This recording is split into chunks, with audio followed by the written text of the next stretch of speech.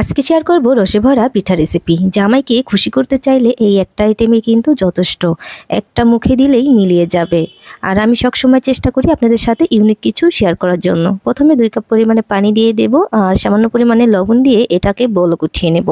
বলক উঠে গেলে এখানে 1 কাপের মতো সুজি দিতে হবে। এবার হচ্ছে সুজিটাকে নেড়ে চেড়ে নিতে হবে আর এই পর্যায়ে কিন্তু চুলার আঁচটা একেবারে লোতে রাখতে হবে, রেখে নেড়ে চেড়ে নিতে হবে। ডোটা রেডি হয়ে গেছে, কিন্তু এখন হচ্ছে এটা নামিয়ে আমি এক সাইডে রেখে দেব। এই তো একটা নরম ডো হয়ে গেছে। এবার হচ্ছে সুজির ডোটাকে আমি ঢাকনা দিয়ে ঢেকে এক সাইডে রেখে দিয়েছি আর এদিক দিয়ে কিন্তু আমি কিছুটা ভাতের চাল নিয়েছি আর সামান্য পরিমাণে লবণ দিয়ে মাখিয়ে এখন হচ্ছে ভেজে নিতে হবে। এই পিঠাটা কিন্তু একদম ইউনিক একটি পিঠা রেসিপি। আপনারা যদি পুরোটা ভিডিও দেখেন তাহলেই বুঝতে পারবেন পিঠাটা আসলে কেমন হতে চলেছে।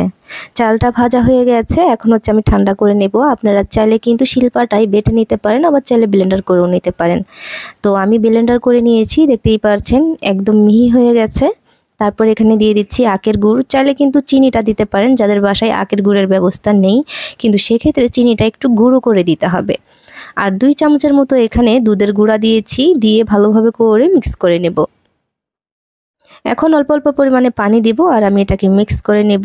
তো খুব বেশি পানি দেওয়ার প্রয়োজন নাই, অল্প অল্প দিয়ে তারপরে হচ্ছে এই তো এরকমটা হবে, কিন্তু দেখে আপনারা বুঝে নিতে পারবেন। আর এদিক দিয়ে কিন্তু সুজির ডোটা আমি হাত দিয়ে ভালোভাবে করে মেখে নেব। তো ভালোভাবে মথে নেওয়া হয়ে গেলে একটা রুটি বানিয়ে নিতে হবে বড় সাইজের করে।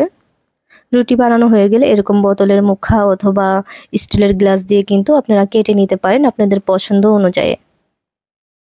এভাবে করে কেটে নিতে হবে সবগুলাই। আমি এইভাবে করে গোল গোল করে কেটে নেব। আপনারা কিন্তু চাইলে বড় ছোট করে নিতে পারেন, এটা হচ্ছে যার যার পছন্দ অনুযায়ী। তো আমি চাচ্ছি একটু ছোট ছোট করে নিতে, যেহেতু এটা রসে দিব সেই জন্য কিন্তু একটু ছোট করে নিলে ভালো হবে। রসে দেওয়ার পরে কিন্তু আরো বড় হয়ে যাবে।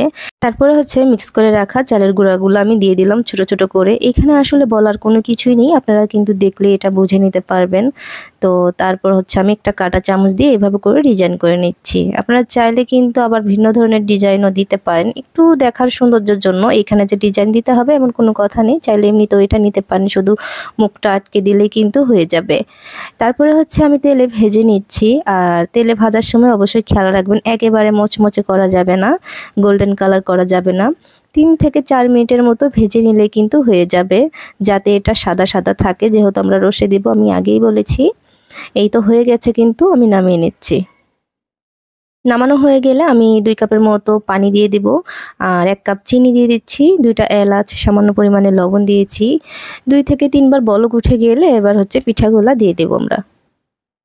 পিঠাগুলা দিয়ে আবারও একটা বলক যখন উঠে যাবে আমি ঢাকনা দিয়ে ঢেকে রেখে দেব এটা 20 মিনিটের জন্য। 20 মিনিট যদি আপনি ঢেকে রাখেন তাহলে এটা নরম হয়ে যাবে আর শিরাগুলা কিন্তু খুব সুন্দরভাবে টেনে নেবে। তো 20 মিনিট পর দেখেন খুব সুন্দরভাবে কিন্তু এটা নরম হয়ে গেছে। আর আপনারা কোথায় থেকে ভিডিওটি দেখছেন অবশ্যই কমেন্ট করে জানাতে পারেন, যাতে করে আপনাদেরকে ধন্যবাদ দিতে পারি। ইউটিউব থেকে দেখলে আমার চ্যানেলটি সাবস্ক্রাইব করে রাখবেন, যাতে করে সবার আগে আমার ভিডিওটি পেয়ে যান। আর একবার হলেও ট্রাই করবেন এইভাবে।